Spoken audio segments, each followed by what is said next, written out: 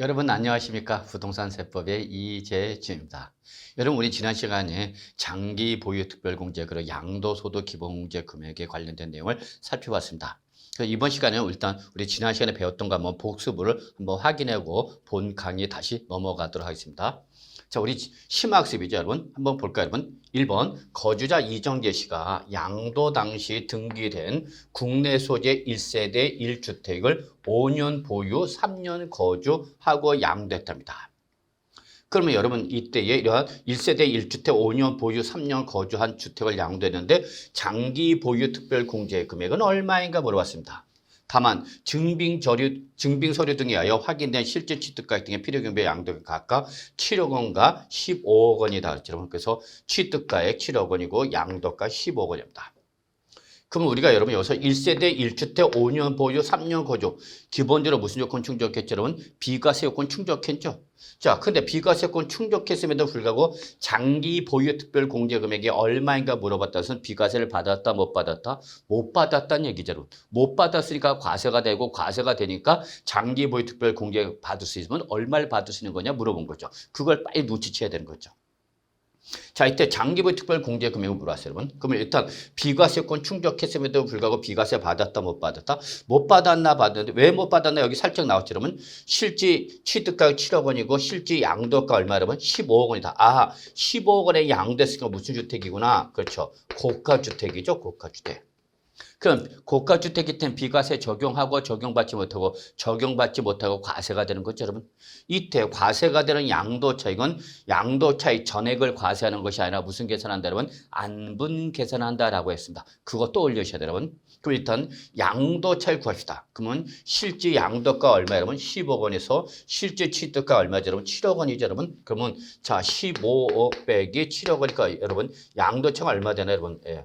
15% 7하면 8억이 되나요, 여러분? 예, 양도차익은 8억 원이 되는 것 같습니다, 여러분. 자, 이 8억 원에 대해서 과세가 되는데 이때 양도차익 전액을 과세하는 것이 아니라 비과세 요건을 충족한 고가주택이니까 비과세 요건을 충족한 고가주택이니까 과세를 하되 무슨 계산하는 거죠, 여러분? 안분 계산해야 되겠죠? 그러면 안분 계산은 양도가액에서 우리 일반 주택가액 12억 원을 뺀 가액을 양도가액 15억 원으로 나눈 거죠, 여러분? 그럼 여러분 우리 15분의 3이니까 그죠 여러분? 15분의 3이니까 이거는 몇 프로죠 여러분? 5분의 1, 즉 20%가 되는 거죠.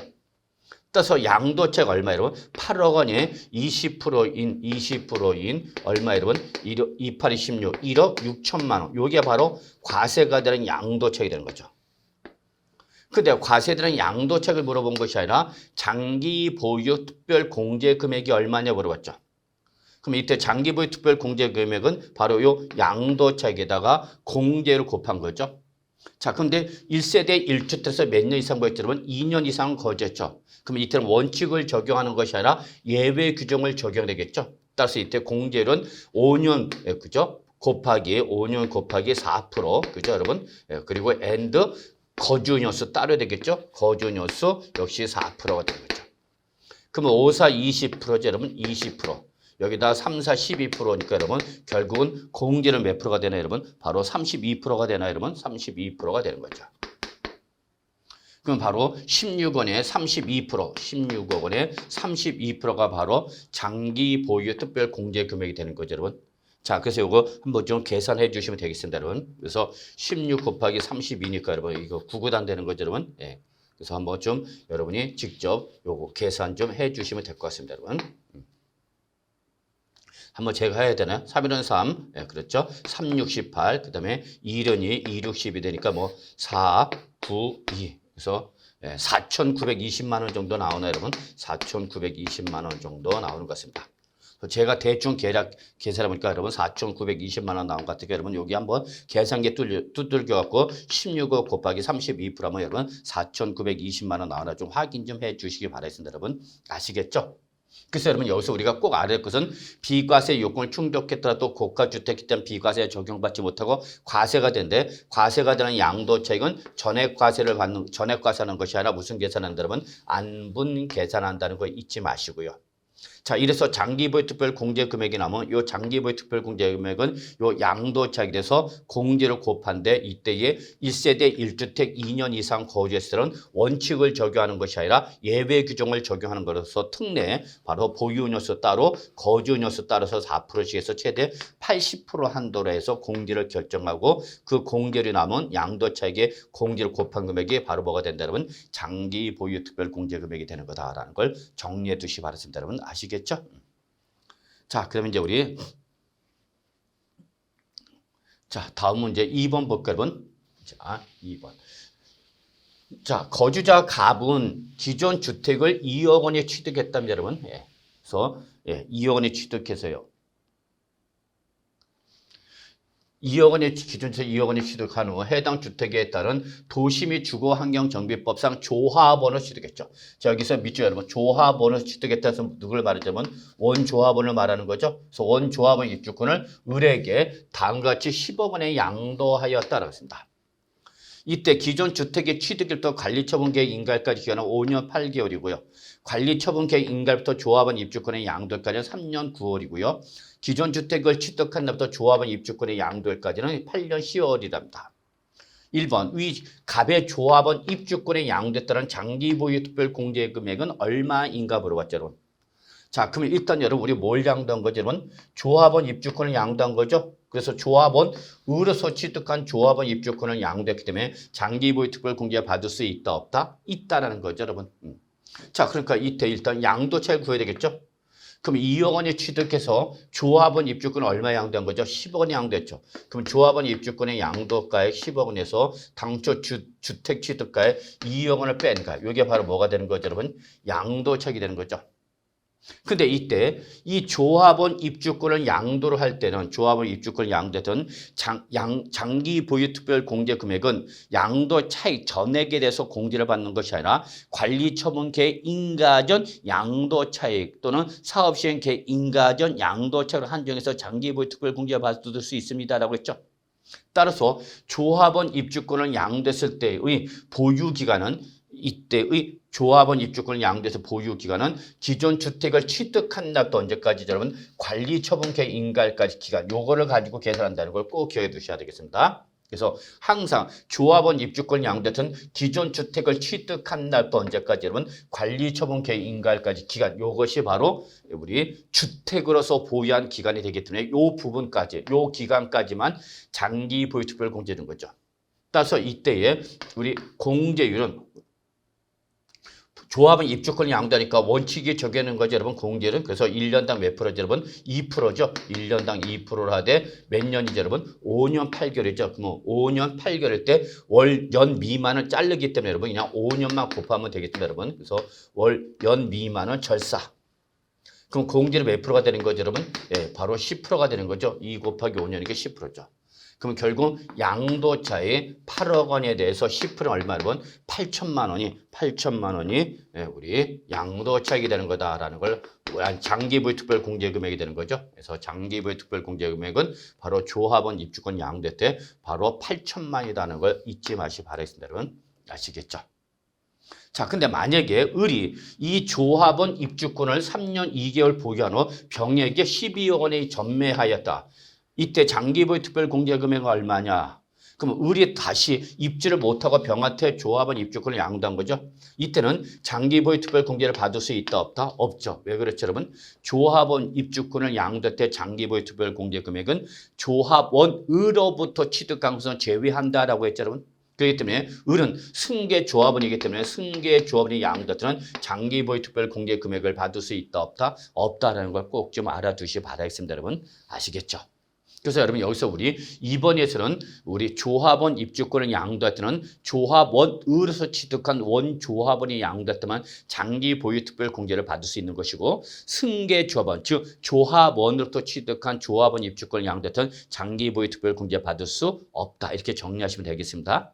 이때 조합원 입주권의 장기 보유 특별 공제 금액을 계산하기 위한 보유 기간은 기존 주택을 취득한 날부터 관리처분 계획 인가일까지 기간으로만 한다는 거 잊지 마세요, 여러분. 아시겠죠? 네. 그래서 이걸 꼭 좀 정리해 주시기 바랍니다. 자, 그래서 2번 문제 요 정도 마무리하고요. 자, 다음 문제 3번으로 넘어갈까요?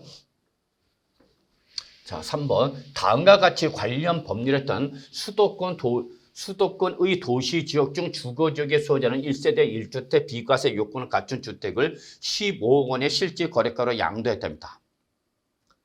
자, 일단 여러분 여기서 우리 수도권의 도시 지역 중 주거지역에 있다라고 하는 것은 여러분이 눈치를 채야 되겠죠. 아, 요거 비과세를 받을 수 있는 주택 부수 토지는 면적의 제한을 받기 때문에 우리 주택 정착 면적에 우리 수도권 안에 도시 지역 중 주거지역이 있으면 몇 배가 되는 거죠, 여러분? 3배가 되는 거죠, 배율은. 이걸 물어본 거죠.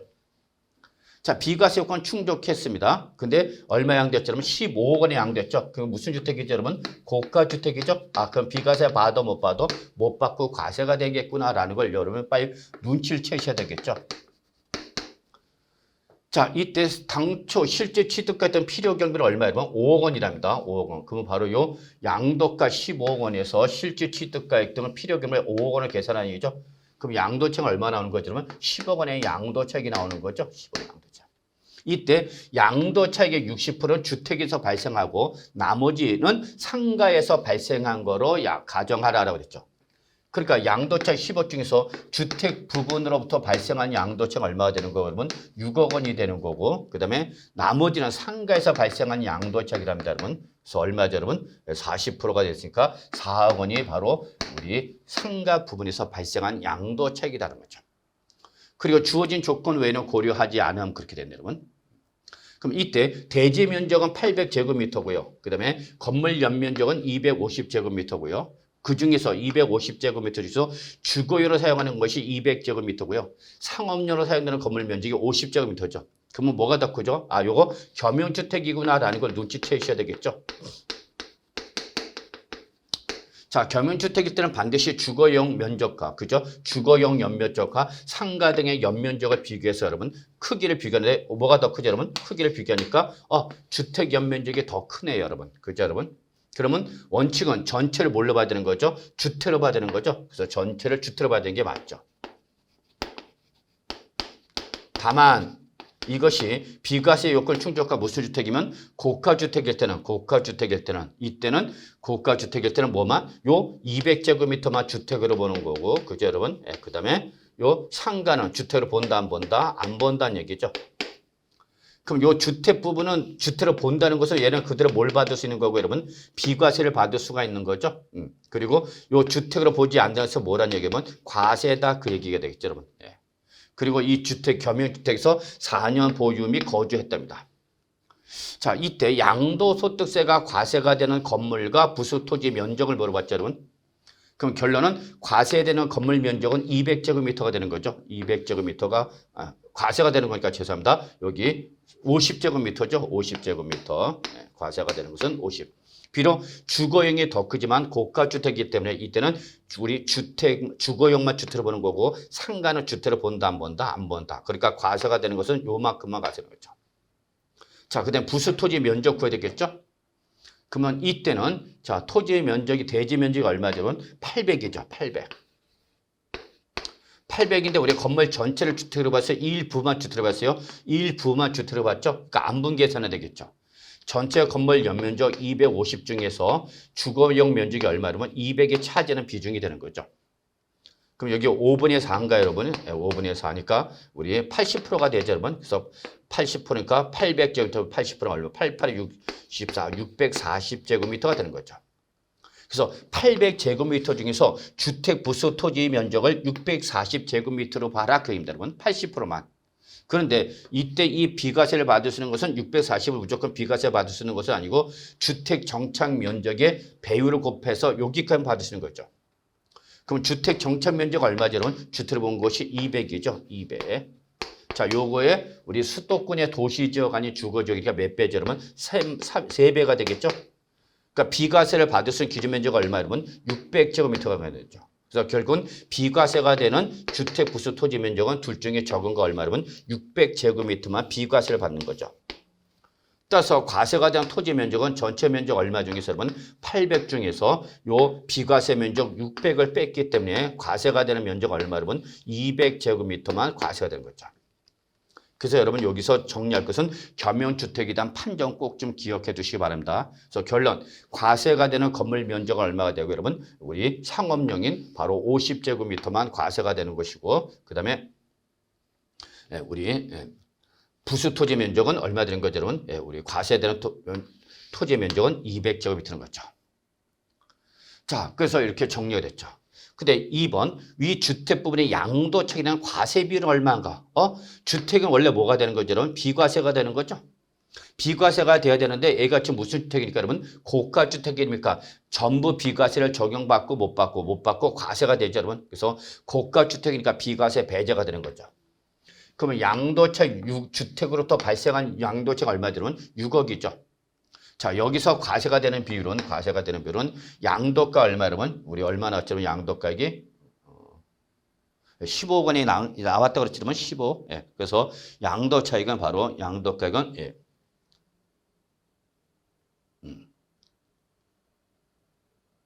양도가 15억 원에서 우리 절대적 우리 기준 금액이죠. 12억. 요거를 뺀 것을 양도가를 나눈 거죠. 그럼 요거 몇 프로죠, 여러분? 15분의 3. 그래서 계산 편하게 얼마, 여러분? 20%죠. 그래서 여러분, 결국 과세가 되는 양도 차익은 6억, 비과세를 전부 못 받고 과세가 될 때의 6억 원에 대해서 바로 20% 얼마, 여러분? 2, 6, 12. 1억 2천만 원. 1억 2천만 원은 과세가 되는 거죠, 여러분. 그리고 상가의 4억 원 다 전부 비과세가 되는 거죠, 여러분. 그래서 이렇게 보시면 되겠습니다. 자, 그러면 이때 주택 부분과 그래서 과세비는 몇 프로가 된 거고, 여러분 20%가 된 거죠. 그다음에 주택 부분과 상가분의 장기보유 특별 공제는 얼마인가라고 했죠, 여러분. 자, 그러면 요때에 요 주택 부분부터 발생한 양도차익 얼마죠, 여러분? 1억 2천만 원이죠. 자, 1억 2천만 원에서 우리 고가주택이니까 장기보유특별 공제했을 때, 자, 연수 1세대 1주택이기 때문에 여러분 1세대 1주택 그리고 몇 년 거주했죠? 그러면 4년 보유 거주했죠? 여러분 4년 보유 거주했기 때문에 얘는 공제는 예외 규정을 지어는 거죠. 그래서 4년, 그죠? 4년 곱하기 우리 4년 보유 거주했기 때문에 결론은 4% 더하기 4%, 8%가 되겠죠, 여러분. 그래서 똑같으니까 8%, 84, 32%, 장기보유특별공제는 32%가 되는 거죠. 그래서 바로 요 고가주택일 때 요 장기보유특별공제는 몇 프로가 되는 거예요? 몇 프로 되더라면 32%가 되는 거죠. 그다음에 상가 같은 경우는 장기보유특별공제는 몇 프로가 되는 거죠, 여러분? 요 4억 원에다가 곱하기 우리 보유년수 결국은 몇 년이죠? 4년이죠. 곱하기 얘는 원칙이 되는 거죠. 그래서 2%가 되는 거죠. 그래서 몇 프로면 8%가 되는 거죠. 그래서 상가일 때 장기 보유 특별 공제는 몇 프로 된다면 8%가 되는 걸 여러분 확인하셔야 되겠습니다. 여러분 아시겠죠? 그래서 결국은 장기 보유 특별 공제, 주택에 대한 장기 보유 특별 공제 금액은 1억 2천만 원에 대해서 32%, 1억 2천만 원에 대해서 32% 곱하면 되겠죠, 여러분? 자, 그래서 1억 2천만에 32% 한번 해볼게요, 그러면. 3일은 4, 3이요. 2일은 2는 4. 그러면 3, 8, 4. 그래서 바로 3,840만 원이 바로 우리 3,840만 원이 주택에 대한 장기 보유 특별 공제 금액이 되고요. 상가분에 대한 장기 보유 특별 공제 금액은 바로 요 4억 원에 대해서 8%, 4, 8, 30 얼마예요? 3,200만 원이 되는 거죠, 여러분. 3,200만 원이 되네요. 자, 이렇게 보시면 계산하시면 되겠습니다.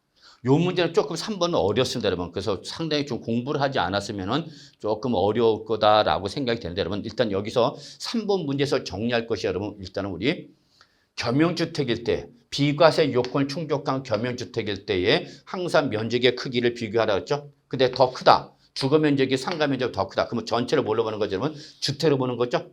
그런데 이 주택으로 보다 하더라도 이것이 무슨 주택이면 고가주택이면 이때는 우리 그냥 주거용만 주택을 보는 것이고 상가는 주택을 본다 안 본다? 안 본다라는 거죠, 여러분. 그렇기 때문에 상가 부분부터 발생한 양도차익은 과세가 되는 것이고 주택으로부터 발생한 양도차익은 비과세가 적용되는 것이 원칙인데 얘가 무슨 주택이니까 고가주택이니까 고가주택일 때 무슨 계산한다 그러면 안분 계산해서 과세가 되는 거죠, 여러분.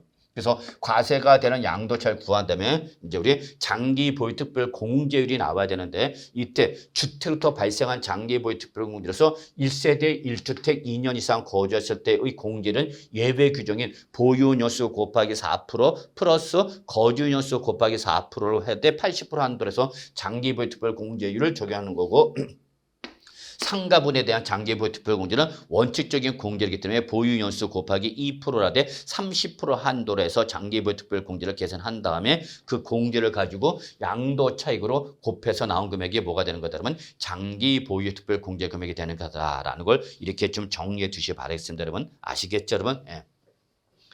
그래서 주택으로부터 발생한 장기보유 특별공제 금액은 3,840만 원, 상가로부터 발생한 장기보유 특별공제 금액은 3,200만 원이 되는 거다라는 거 확인해 주시고요. 그럼 각자 그 양도 차익에서 바로 요 장기 보유 특별 공제를 뺀 금액이 바로 뭐가 되는 거다 여러분? 양도 소득 금액이 되는 거다라는 걸 정리해 두시기 바라겠습니다, 여러분. 아시겠죠, 여러분? 예, 그래서 한번 좀 정리해 두시고요. 조금 나는 어렵다. 그럼 넘어가세요. 일단 넘어가시고 우리가 한 이론을 핵심 이론 2번 정도 이상 정리하면 다시 한번 정리가 될 테니까 너무 걱정하지 마시기 바라겠습니다.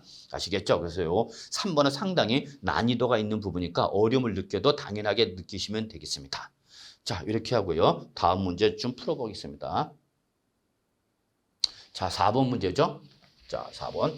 주단태 씨가 2023년에 다음과 같이 양도소득세 과세 대상 자산을 순차적으로 양도하였다. 다만 2023년에 양도는 국내 A 부동산은 관련 법률에 따른 양도소득세 감면 대상이다라고 했네요. 그래서 즉 조세 특례점법상 무슨 대상이다 그러면 A주택 A 부동산은 바로 감면 대상입니다. 그리고 2022년에 즉 직전 연도가 되는 거죠. 비상장 법인을 주식을 양도하였으나 양도소득 기본공제를 받지 못한 금액 150만 원 있답니다. 자, 이때 올해 2023년에 양도한 내용 한번 볼까요? 국내 자산서 A 부동산 양도소득 금액이 나왔네요, 여러분. 그러면 양도소득 금액이 나왔기 때문에 요거는 뭐죠, 여러분? 양도차익에서, 그죠, 여러분? 양도차익에서 장기보유특별 공제를 차감하는 금액이다라는 걸 여러분 아셔야 되겠죠. 그래서 나온 금액이 뭐죠, 여러분? 양도소득 금액이 되는 거죠.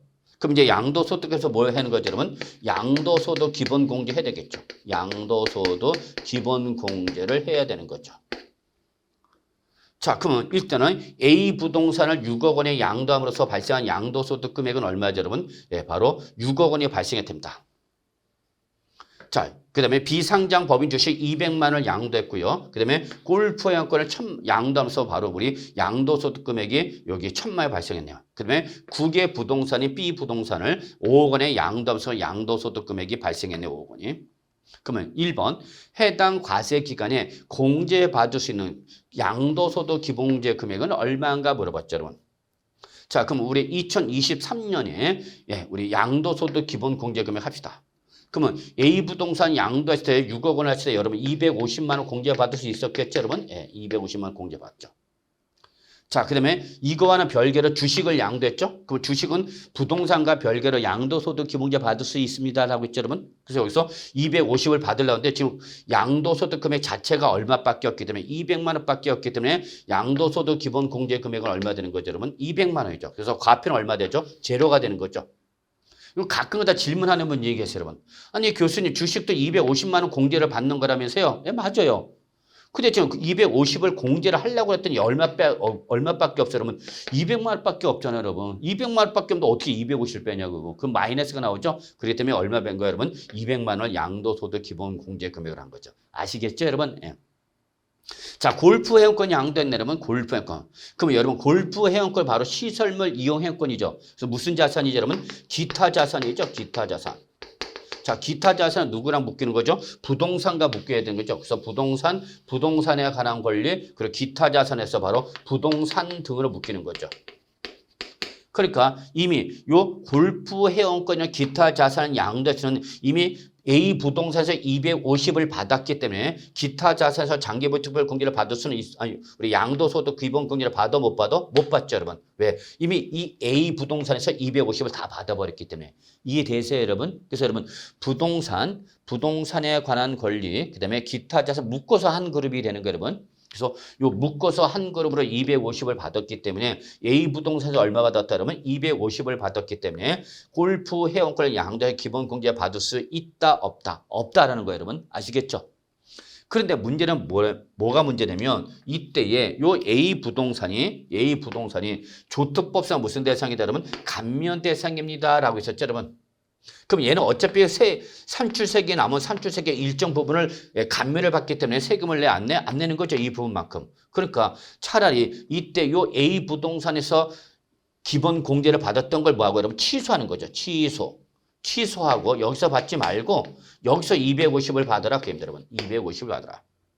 그러니까 여기서 250 받았던 걸 취소하고 골프앤거에서 250 받아야죠. 그러니까 기본 공제 금액 총액은 변화가 없지만 얘는 바로 공제를 받지 못하고 여기서 공제 받아라 그 얘기가 되었습니다, 여러분. 아시겠죠, 여러분? 그러니까 얘는 지금 이 A 부동산을 양도세를 250만 원 공제 받은 걸로 계산해서 양도소득세 신고 납부를 했겠죠. 그런데 골프 회원권을 양도할 때는 바로 여기서 공제받았던 걸 봐고 취소하고 여기서 250을 받으니까 요거는 양도소득세 A 부동산 재계산해야죠. 양도소득세 재계산해야 된다는 걸 아셔야 됩니다, 여러분. 재계산해서 같이 신고 납부하는 것이 원칙입니다. 근데 만약에 재계산하지 않았다. 그러면 이때는 확정신고 반드시 해야 되겠죠. 무슨 신고를 했어도 예정신고를 하였다 하더라도 반드시 확정신고를 하죠. 자, 그 다음에 비부동산 양도했죠, 여러분? 그럼 부동산이 묶인데 얘는 어디 자산이죠, 여러분? 국외부동산이죠. 그럼 국외부동산은 국내 부동산과 아니라 별개로 250을 받을 수 있습니다라고 했죠, 여러분? 그래서 250을 받을 수 있는 거죠. 그럼 결국은 물어본 게 우리 2023년에 공제받을 수 있는 양도소득 기본 공제 금액이 얼마냐를 물어봤기 때문에 200만 원, 그죠, 여러분? 그 다음에 250만 원, 그 다음에 250만 원, 그러니까 여러분 얼마 되는 거죠, 여러분? 700만 원이 되는 거죠. 그래서 결론은 우리 비상장 법인 주식에서 200만 원 기본 공제받고요. 골프회원권에서 250만 원 공제받고요. 비부동산은 국내 부동산과 별개로 250을 받을 수가 있기 때문에 1년 동안에 공제받을 수 있는 최대 금액 얼마 되는 거죠, 여러분? 바로 250, 700만 원이 되는 걸 여러분이 알고 계시겠습니다, 여러분. 아시겠죠? 자, 양가로 1번 골프 회원권의 양도소득 과세 표준 금액이 얼마냐 물어봤죠. 그러면 지금 양도소득 금액이 얼마 나왔죠? 그러면 1000만에서 양도소득 기본공제 250을 빼니까 과표는 얼마 되는 거죠? 여러분 750만이 되는 거죠. 그래서 바로 골프 회원권에 대한 양도소득 과세 표준 금액은 여러분 얼마? 1000만 원 마이너스 250에서 750만이 되는 걸 여러분 확인하실 수 있기를 바라겠습니다, 여러분.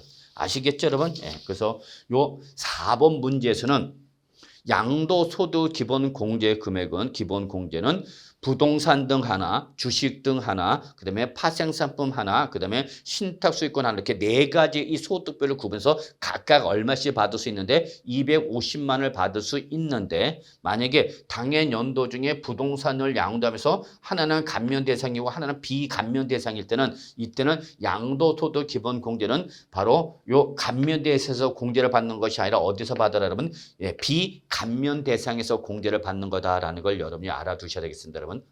아시겠죠, 여러분?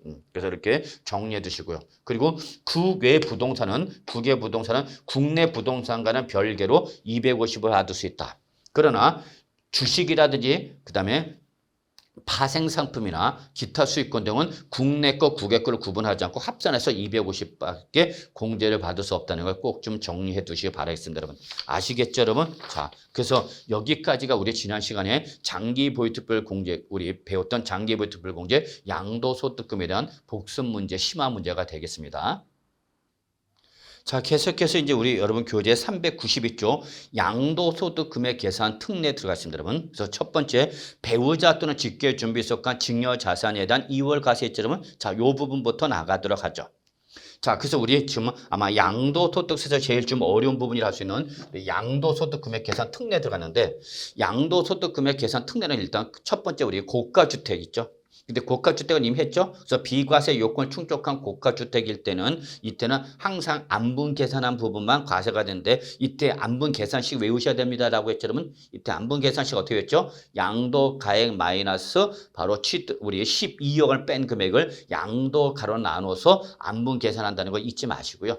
그다음에 두 번째가 이제 우리 부담부 증여죠, 여러분. 자, 부담부 증여일 때는 항상 채무 인수액과 나머지 부분을 구분해서 채무 인수액은 유상양도가 되는 것이고 나머지 부분이 바로 증여가 되는 거죠, 여러분. 그래서 바로 요 채무 인수액에 해당하는 부분은 우리 양도책을 구해야 되는데 역시 양도가액은 이때 부담부 증여일 때 채무 인수액에 대한 양도가액은 채무 인수액 그대로 끌고 오면 됩니다, 여러분. 물론 우리 교재 나오는 계산식을 보시면 되겠지만 그렇게까지 보실 필요 없고 여러분. 왜 이거는 변동이 없으면 상관없어요, 여러분. 그래서 요거는 일단은 우리 부담부 증여에 있어서 채무 인수액에 해당하는 양도가 채무 인수액 그대로 끌고 오시면 돼요, 여러분. 다만 취득가액을 당초 취득가액에다가 우리 바로 증여 당시 재산가에서 채무 인수액에 차지하는 비율만큼 유상 비율만큼만 취득가를 계산한다라. 요것만 좀 신경 써주시면 되겠습니다. 아시겠죠? 자, 그리고 나서 이제 우리 증여 이월 과세를 좀 살펴보도록 하겠습니다, 여러분. 증여 이월 과세. 별표 3개입니다, 여러분. 요거 아주 중요하죠? 네, 별표 3개. 자, 일단 여러분 요 증여 이월 과세는요. 먼저 제가 설명을 드리고요. 그 설명을 들으신 다음에 요거를 우리 교재를 통해서 좀 확인하도록 하죠, 여러분. 자, 여러분 여기 갑이 취득을 했습니다. 자, 갑이 취득한 가액을 보니까 여러분 3억 원에 취득했답니다. 3억 원. 물론 요거는 실질 거래가액을 말합니다. 자, 그러다가 중간에 우리 갑이 직접 양도를 하지 않고 을한테 뭐 했다 그러면 증여를 했답니다. 그러면 갑이 뭐가 되는 거고 여러분? 증여자가 되겠죠. 그 다음에 을이 뭐가 되죠, 여러분? 수증자가 되는 거죠, 여러분. 수증자가 되는 거죠. 그래서 이렇게 갑이 3년을 보유하다가 을한테 뭐 한 거예요, 여러분? 증여한 거죠. 자, 증여 당시 가액을 보니까 여러분 7억 원이다 보시다, 여러분. 7억 원. 이때 7억 원은 그냥 시가과세다 보시면 됩니다, 여러분. 그래서 상속과 증여는 기본적으로 여러분 시가과세다는 거 꼭 기억해 두셔야 됩니다, 여러분. 네. 다만 시가 의제 금액이 있고 여러분 또 우리 이 시가로 보지 못할 때는 이때는 우리 보충 상속세 및 증여세법상 보충적 평가 방법에 의한 우리 방식으로 가액을 평가한다는 거 그냥 참고만 하시고요. 어쨌거나 여러분 우리 갑이 을한테 얼마짜리를 7억 원짜리를 증여한 거죠. 그럼 이때 수증자는 기본적으로 뭘 내야죠, 여러분? 증여세와 그 다음에 취득세를 내야 되는 거죠, 여러분. 근데 증여세는 기본적으로 시가과세고 여러분. 취득세는 2023년부터 이제 여러분 뭐죠, 여러분? 시가 인정액이라는 거 꼭 기억해 두셔야 됩니다, 여러분. 그래서 일단은 여러분이 증여세일 때 우리 과세가액과 취득세일 때의 증여인 과세가액은 약간의 차이가 일어날 수 있다는 거 잊지 마시고요. 그래서 바로 일단은 7억 원에 대해서 이제 증여세를 냈어. 자, 증여세 1,000만 원 냈다 봅시다, 여러분. 증여세 1,000만 원 냈다 합시다. 1,000만 원. 1,000만 원 냈습니다. 그래서 이제 우리 증여세도 내고, 증여세 1,000만 원 내고, 일단은 우리 취득세도 냈겠죠, 여러분. 자, 그리고 나서 을이 1년을 보유하고 있습니다. 1년을 보유하다가 여러분, 을이 병한테 양도했습니다. 을이 병한테 양도를 하였네요. 자, 그럼 이제 을은 우리 뭐가 되는 거죠? 양도자가 되는 거죠. 그리고 병이 뭐가 되죠, 여러분? 양수자가 되는 거죠. 그럼 이제 을은 뭘 내야 되겠죠, 여러분? 이제 양도소득세를 내야 되겠죠. 물론 을은 이제 병은 뭘 내야 되죠, 여러분? 취득세 내야 되겠죠, 여러분. 아시겠죠, 여러분? 자, 이때 가액이 얼마인가 봤더니 여러분 10억 원이랍니다. 10억 원. 그럼 물론 이거 실질 거래가액이죠. 자, 그러면 결론적으로 양도자, 이 부동산 양도한 사람 누구죠, 여러분? 을이죠, 을. 을이 양도를 했잖아, 병한테. 얼마에 팔았대, 여러분? 10억 원에 팔았대, 여러분. 그럼 이때 을은 10억 원에 양도했으니까 여기서 이제 취득가를 빼서 양도책이 나와야 되는 거죠. 근데 얘는 일단 보유기간 1년이니까 일단 기본적으로 비과세 대상은 될 수가 없겠죠, 여러분? 진짜로. 자, 그래서 일단은 을의 양도 시점에 대응되는 취득 시점 언제죠, 여러분? 그렇죠? 증여받은 자산 양도하면 언제 취득한 걸 보라서 여러분. 그래서 증여받은 자산 양도하면 바로 양도 시점에 대응되는 취득 시는 언제 여러분? 바로 증여받은 날이 되는 거죠. 그래서 바로 요 증여받은 날이 취득 시 되겠죠. 누가 취득했다고? 을이 언제 취득했냐? 증여받았을 때 이때 취득한 거죠. 그러면 증여를 받았을 때 가격이 얼마짜리였죠? 그러면 7억 원짜리였죠. 그래서 몇 년 보유한 거예요, 여러분? 1년 보유에다 양도했다고 됩니다. 그러면 양도가가 얼마에서 10억 원에서 당초 증여 당시 가액 7억 원을 뺀 금액. 이게 바로 뭐가 되는 거죠? 양도책이 되는 거죠. 양도책 얼마 나왔죠? 그러면 3억 원이 나오는 거죠. 3억 원이. 그래서 바로 요 을은 바로 요 양도 차익 3억 원이 돼서 우리 이제 양도소득세 신고하고 납부해야 되는 거죠. 이때 보유하는 1년이니까 장기보유 특별공제 받아 못 받아? 당연히 못 받겠죠. 물론 그리고 다른 자산에 올해 이 양도한 자산에 다른 자산이 양도가 없다. 그럼 양도소득 기본공제 250은 받을 수가 있겠죠, 여러분. 그럼 기본공제 250을 빼면 뭐 얼마 됩니까, 여러분? 양도소득 과세표는 뭐 2억, 그죠, 여러분? 2억 9,750만 원 되겠죠, 여러분? 네. 여기다 1년 보였으니까 여러분 요것이 뭐 우리 50%가 되겠죠? 주택이나 입주권이 아닌 이상. 그럼 바로 이제 우리 양도소득세 얼마납니까, 여러분? 야, 뭐 한 1억, 그죠, 여러분? 1억 뭐 나오죠, 여러분? 4천. 그래서 4천 다음에 여러분 20% 48. 뭐 하여튼 나오겠죠, 여러분? 예. 그래서 5구 45, 57이 35, 5구 45, 57이 35, 4,850, 57, 35, 5, 25. 뭐 대충 나오겠죠, 여러분? 예. 그래서 양도세 신고하고 납부했겠죠, 뭐. 그래서 여러분 요거 한번 곱해주세요, 여러분. 2억 곱하기 2억 아니죠? 2억 9,750만 원 곱하기 50%가 바로 양도소득세로 나오는 거죠, 여러분. 제가 안 해도 되겠죠? 해야 되나? 5, 20, 5, 9, 45, 그 다음에, 그죠? 5, 7에 35, 5, 25. 그러면 얼마 됩니까? 1, 4, 8, 7, 5가 되죠, 여러분. 1억 4,875만 원 나오나, 여러분? 이게 바로 양도소득세가 되겠죠, 뭐. 아시겠죠, 여러분? 네. 자, 이래서 양도세죠. 이게 일반적인 증여받은 자산 양도세 바로 양도차익 계산 구조입니다. 그래서 결론, 일반적인 증여받은 자산을 양도하면 이때는 우리 언제 취득한 거를 봐라? 증여받은 날에 취득한 거를 봐라. 그래서 보유기간은 요 기간이 되는 거고 요 증여를 받았을 때 가액 7억 원이 바로 뭐가 되는 거고 여러분 취득가액에 대해서 양도차익을 차감하니까 양도가 10억에서 7억을 빼니까 양도차익 얼마 나왔다 그러면 3억 원이 나왔다는 걸 여러분 이해하셔야 됩니다, 여러분. 이때 증여세는 필요경비로 공제를 받는다 못 받는다 원칙은 그래서 얘는 필요경비로 공제 못 받습니다. 상속을 받았을 때 상속세 그다음에 증여를 받았을 때 증여세는 양도차익 계산 때 원칙 필요경비로 공제 받을 수 있다 없다? 없다는 거죠. 그래서 양도차익이냐 10억에서 7억을 뺀 양도차익 3억 원이 나오는 거고 보유 기간은 1년밖에 안 됐으니까 장기보유 특별공제 못 받죠. 그리고 다른 자산의 양도가 없다 그러면 기본공제 250을 받을 수는 있다 없다? 있다라는 거죠. 그래서 과표는 얼마 나오고 여러분 2억 9,750만 원 나오는 거죠. 그리고 1년 미만 보유한 부동산 때 장기보유 우리 양도소득세는 몇 프로죠, 여러분? 50%가 되는 거죠. 그래서 바로 우리 1억 4,875만 원의 양도소득세가 나오는 거죠. 그럼 여기에서 항상 우리 양도소득세가 부과되면 여러분 요 양도소득세 10% 한 번 더 뭐로 낸다 그러면 지방소득세를 한 번 더 낸다라는 걸 꼭 기억해 두셔야 돼요, 여러분. 그래서 여기서 요 1억 4,875만 원의 10%인 1,487만 5천 원이죠, 여러분. 5천 원이 추가되는 거죠. 그래서 바로 여기에 바로 양도소득세로 납부할 세게 되는 거죠. 그럼 이거 더한 금액이 되는 거죠, 여러분. 더 하시면 되겠죠, 여러분. 자, 이렇게 끝나는 거죠. 그런데 이렇게 보다 보니까 여러분 보세요. 그러면 갑이 장기 보유한 자산을 직접 그냥 갑이 누구한테 여러분 병한테 직접 양도했다고 가정하면 직접 양도를 하였다라고 가정한다면 우리 보유기간은 몇 년이 되는 거죠, 여러분? 4년이 되겠죠? 보유기간은 4년이 되고 그죠, 여러분? 자, 그래서 직접 양도하였다. 갑이 병한테 중간에 증여를 하고 안 하고 직접 양도했다 가정합시다. 그러면 보유기간은 몇 년 되는 거고 여러분? 4년이 되는 거죠, 여러분? 4년. 그리고 취득가액은 3억 원이 되는 거죠, 여러분? 그래서 양도차익 얼마 나오죠, 여러분? 바로 10억에서 3억을 빼니까 얼마, 여러분? 7억 원이 나오는 거죠, 여러분. 그러면 여러분이 이 그림을 보고 뭘 느끼게 되냐? 아, 장기 보유 자산일수록 직접 양도하지 말고 중간에 뭐를 거쳐서 여러분? 증여를 거쳐서 양도를 하게 되면 양도차익이 7억 원에서 얼마 여러분? 바로 요 우리 얼마까지 3억 원까지 줄일 수 있는 거죠, 여러분. 그래서 결론 장기 보유한 자산일수록 직접 양도하지 말고 중간에 뭘 통해서 증여를 통해서 양도차익을 줄일 수 있다 없다? 있다. 이 그림을 통해서 여러분 이해하셔야 돼요, 여러분. 아시겠죠? 그러면 직접 양도하지 말고 먼저 배우자 등에게 뭐 한다음에 증여를 한 다음에 그 증여한 다음에 양도라면 양도차익이 줄어드는 걸 알 수 있으니까 이렇게 중간에 증여를 통해서 양도세를 피하려고 하겠죠, 여러분.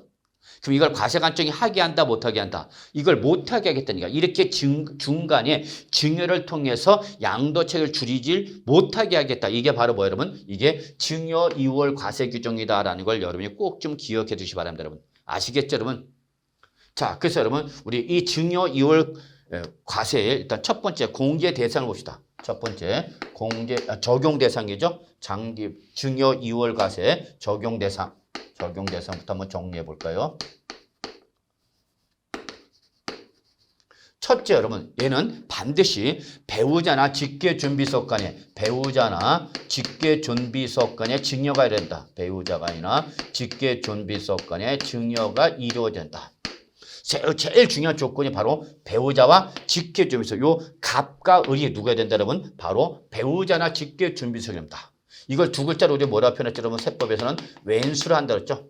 그래서 왼수지간에 증여를 해야 되는 거죠. 그리고 그 증여받은 부동산과 그다음에 부동산을 취득할 수 있는 권리, 그다음에 기타 자산이어야 됩니다. 그래서 요거는 적용 자산이 되겠습니다. 그래서 요 증여 이월 과세는 무조건 양도소득세 과세 대상 전체에 대해서 적용하는 것은 아니고요. 반드시 부동산을 취득할 수 있는 권리죠, 여러분. 조합원 입주권, 아파트 당첨권 등 이런 것들을 말한다 보시면 되겠죠, 여러분. 또 뭐 토지상하채권, 주택상하채권, 부동산 매매 계약처라고 계약금이 지급한 상태에서 양도하는 권리 이런 것들 있죠. 그다음에 기타 자산을 증여받았죠. 그리고 이러한 자산을 증여받은 날로부터 역시 몇 년 이내죠, 여러분? 여기 개정이 됐죠, 올해부터 10년 이내죠, 10년 이내. 자, 그래서 우리 책에는 요게 지금 여기 가면 됐네요, 여러분. 그래서 요 10년, 그래서 여기 개정된 겁니다. 원래 2022년도까지만 해도 5년 이내 했던 것을 연장하겠다. 증여 이월 과세 적용 기간을 더 연장하겠습니다, 여러분. 그래서 요거는 우리 2023년 1월 1일 이후 증여받아 양도하는 것부터만 적용하는 거고요. 만약에 2022년에 증여를 받은 거다. 2022년에 증여를 받은 거다. 그럼 그건 종전 중에서 5년 이내가 되겠습니다, 여러분. 그래서 참고해 주시기 바랍니다. 그래서 어쨌거나 증여받은 앞부터 몇 년, 여러분? 10년 이내 제3자한테 양도하는 거죠. 제3자한테 양도하였다. 그러면 이때에 이러한 조건을 충족하면 이때는 증여 이월 과세 규정을 적용하겠다. 그 얘기가 되겠습니다, 여러분. 아시겠죠, 여러분? 그래서 이 세 가지 조건을 모두 충족한다. 세 가지 조건을 모두 충족할 것. 그러면 증여 이월 과세는 결론, 여러분. 증여 이월 과세는 일반적 증여일 때보다 세금을 무겁게 때리겠다, 적게 때리겠다, 여러분. 무겁게 때리겠다는 걸 여러분 기본적으로 알고 계셔야 돼요. 그러니까 증여 이월 과세는 세금을 더 때리겠다는 게 우리 관할세무서장이. 그렇기 때문에 이걸 맞아야 돼, 피해야 되는 거죠. 그럼 우리 증여 이월 과세를 피하는 방법 찾아봅시다. 종전에 5년 이내에 양도했던 것을 여러분 우리 5년을 지난 다음에 양도하는 거죠. 그래서 빠져나갈 수 있는 거죠. 그래서 그 5년을 지난 다음에 양도를 하게 되면 증여 이월 과세를 적용받지 못하기 때문에 이걸 이번 2023년도 개정해갖고 5년 이내에 양도했던 걸 10년 이내로 양도한 걸로 늘린 겁니다, 여러분. 아시겠죠? 그 다음에 이거 누굴 때 적용한다 했죠, 여러분? 왼수지간일 때만 적용한다고 했죠, 여러분? 왼수. 그럼 이때 배우자는 여러분 우리 혼인으로 맺어진 사이고 이거는 핏줄로 맺어진 사이죠. 그러니까 이 배우자는 증여를 받았을 때는 증여 당시는 배우자였으나 증여 당시는 배우자. 그러나 양도 당시는 이 혼인 관계가 소멸될 때 배우자가 아니랍니다. 왜 아니냐 봤더니 여러분 첫째 뭐 사망을 했을 수가 있고 여러분 그다음에 뭐 한 거죠, 여러분? 이혼한 경우가 있었겠죠. 즉 증여 당시는 배우자였으나 양도 당시 을이 양도할 당시는 이제 우리 혼인 관계가 소멸됐대. 왜 혼인 관계가 소멸됐냐? 그러면 사망 또는 이혼인데 사망으로 인했다. 즉 갑이 사망한 거죠. 갑이 사망했던 요 증여 이월 과세 규정을 적용하지 않고요. 그다음에 이혼했다. 즉 부부지간일 때 적용한다라고 했기 때문에 이걸 피하는 방법은 배우자 관계를 끊어버리면 되는 거죠. 그래서 뭐 해버리죠? 이혼해죠. 그래서 위장 이혼 등을 통해서 요 증여 이월 과세 적용하는 걸 빠져나가도록 얘기입니다, 여러분. 그럴 때에 이것을 이렇게 이혼을 통해서 빠져나가는 걸 못하게 해서 양도 당시에 뭘 했어도 이혼했더라도 증여 이월 과세 적용하고 안 하고 하고 그러나 사망했을 때는 갑이 사망했을 때 적용한다 안 한다? 안 한다는 걸 여러분이 꼭 좀 기억해 두시 바라겠습니다. 여러분 아시겠죠 여러분? 자, 그 다음에 두 번째. 자, 그러면 결론은 이렇게 증여 이월 과세 적용 대상일 때 결론은 뭐냐? 첫째 결론은 이거죠. 취득 시기를 우리 원칙 증여받은 자산 양도는 언제 취득한 걸 보라고 했죠 여러분? 그렇죠? 바로 증여 우리 받은 날이라고 했죠? 그런데 증여 이월 과세를 적용할 때는 여러분 증여받은 날로 하지 말고요. 증여자의 당초 취득일에 취득한 걸 보는 것이고요. 이때 양도가 15에서 차감하는 취득가액은 바로 요 증여자의 당초 취득가액을 바로 취득가액으로 하랍니다. 그래서 즉 우리가 일반적 증여받은 자산일 때는 이 증여받은 날에 취득한 걸 보고 요때 가액 증여 당시 가액을 취득을 하는데 뭘 적용하면 증여 이월 과세를 적용하면 의뢰 취득 시기를 증여 이월 과세 결론되면 증여 이월 과세는 의뢰 취득 시기를 이날로 하지 말고 이날에 갑이 취득한 날에 을이 취득한 걸로 봐라. 이게 바로 증여 이월 과세의 결론이다. 이게 증여 이월 과세예요. 저 증여 이월 과세는 의뢰 취득 시기를 증여받은 날이나 갑이 취득한 날에 이때 을이 취득한 걸 보라는 얘기입니다. 아시겠죠? 지금 양도소득세 을이 내는 거예요, 여러분. 그래서 양도소득세 납세는 을이죠. 다만 을의 취득시를 증여받은 날로 하지 말고 갑의 취득일에 을이 취득한 걸 보내죠. 그러면 이때에 을의 보유하는 몇 년 되는 거고, 여러분 4년 되는 거고, 을의 취득가를 얼마라는 얘기예요, 여러분? 3억 원으로 하락합니다. 그러면 양도세가 얼마 나오는 거죠, 여러분? 7억 원이 나오는 거죠. 그러면 결국 중간에 증여를 했어도 증여 효과가 사라지는 거죠. 당초 증여하지 않은 것과 동일하게 양도 7억이 나오는 거죠. 아시겠죠, 여러분? 네. 그래서 결론은 취득 시기는 이 증여 이월 과세를 적용할 때 취득 시기는 증여자의 당초 취득일에 우리 수증자가 취득한 걸 보는 거고 이때 그 수증자의 취득가액은 증여자의 당초 취득가액으로 끌고 오라 합니다. 그러면 증여가 없었던 것과 동일한 경제적 효과가 발생한 걸 보겠다 그 얘기입니다, 여러분. 아시겠죠? 따라서 이때에 저기 기납번 증여세가 있겠죠. 이때 기납번 증여세는 원칙적으로 필요 경비에 계산할 때 필요금으로 잡는다 못 잡는다? 못 잡는다 그랬죠. 다만 얘는 우리 양도 차익 한도 내에서 양도 차익을 한도로 해서 여러분 한도로 해서 바로 필요 경비로 산입합니다. 이때는 산입하라 필요 경비로 산입하라 빼란 얘기죠. 그래서 결론. 우리가 일반적 증여받은 자산의 양도치가 얼마지만 3억 원이지만 증여 이월 과세를 적용했을 때의 양도책은 양도가 10억 원에서 취득가 얼마라고 그러면 3억 원으로 하고요. 이때 납부한 증여세 얼마라면 1,000만 원을 필요 경비로 빼라 그 얘기입니다, 여러분. 그래서 우리 증여 이월 과세가 적용됐을 때 양도치가 얼마 되는 거 여러분? 6억 9천만이 되는 걸 여러분이 꼭 좀 기억해 두시기 바라겠습니다, 여러분. 아시겠죠? 이게 바로 증여 이월 과세의 결론이 되겠습니다. 자, 이렇게 정리해 두시고요. 자, 그럼 우리 한번 책을 통해서 한번 확인해 봅시다. 첫 번째 적용 대상. 누구롭죠, 여러분? 배우자나 직계 준비 수업 간에 증여를 받아야 되는 거죠.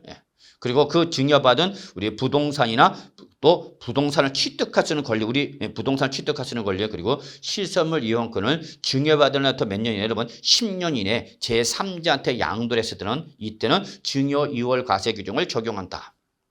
물론 이때 양도소득세 납세무자 2번이죠, 여러분. 누구죠, 여러분? 수증자 을이 양도소득세 납세무자가 되는 거죠, 여러분. 자, 이렇게 보시면 되겠죠, 여러분. 그리고 이때는 갑과 을 간에 증여자와 수증 간에 연대 납세금이 있다 없다? 없다는 거 좀 확인해 두시고요. 그 다음에 양도차익 계산 3번이죠, 여러분. 이때 우리 양도차익 계산에 양도가세 공제 취득가액은 바로 요 우리 7억 원이 아니라 증여자의 당초 취득 3억 원을 한다는 거 잊지 마세요, 여러분. 아시겠죠? 그래서 바로 증여자의 당초 취득을 한다. 이때 기납번 증여세가 있다면 필요금으로 잡아라 잡지 마라 잡아라 그 얘기죠. 양도차익 한도 내에서 잡아라 하는 얘기죠. 그리고 보유기간은 여러분 바로 1년이 아니라 몇 년인 거다 그러면 4년. 이때부터 우리 취득한 걸 보니까 4년이 바로 되는 거다라는 걸 좀 확인해 두시면 되겠습니다. 자, 그리고 나서 이제 우리 양가 5번. 자, 양도 당시 사망으로 혼인관계 소멸할 때는 적용하라 적용하지 마라 적용하지 마라. 자, 동그라미 2번. 사업인정 고실도 소급에서 2년 전에 증여받은 경우로서 공익사업에 의한 토지 등의 취득 및 보상에 관한 법률에 대해서 뭐에다 협의 매수를 수용당했다. 즉 협의 매수 우리가 증여를 받은 날 증여를 받고 증여받은부터 2년 이내에 협의 매수나 수용을 당할 때는 이때는 강제적 양도니까 적용하지 않겠다. 그 얘기입니다, 여러분. 자, 세 번째 동그라미 3번. 오히려 증여 2월 과세를 적용하다니까 얘가 양도 당시 1세대 1주택이면 보유기간이 4년인 거죠. 그래서 양도 당시 이게 1세대 1주택이면 바로 보유기간이 4년 되기 때문에 오히려 비과세를 적용받게 되는 거죠. 그럼 오히려 증여 2월 과세는 세금을 많이 부과하려고 적용하는 건데 오히려 비과세 대상이 되면 세금을 안 내게 되죠. 그러면 그때는 이렇게 비과세 대상이 되면 적용하라, 적용하지 마라, 적용하지 마라라는 것을 잊지 마시기 바라겠습니다. 여러분 아시겠죠? 자, 그다음 동그라미 4번. 2월 과세를 적용해 계산한 양도소득세액이 2월 과세를 적용하지 양도소득도 반드시 커야 되는 거죠. 클 때만 즉 증여 2월 과세를 적용한 세액이 적용하지 않은 세액보다 클 때 안에서 증여 2월 과세를 적용하는 겁니다. 근데 오히려 증여 2월 과세를 적용했더니 적용하지 않았던 양도소득세 오히려 적더래. 거기 동그라미 적어놔. 적은 규모. 이때는 증여 2월 과세를 적용하면 세금이 오히려 줄어드는 거죠. 그럼 이때는 증여 2월 과세 적용한다 안 한다? 하지 않겠다라는 걸 여러분이 꼭 좀 기억해 두시기 바랍니다. 여러분 아시겠죠? 저 동그라미 4번 적은 경우입니다. 클 때만 증여 2월 과세를 적용하는 것이고 적을 때는 증여 2월 과세를 적용하지 아니합니다. 여러분 아시겠죠? 자, 그래서 일단 여기까지 해서 이번 시간 강의 마무리하도록 하겠습니다.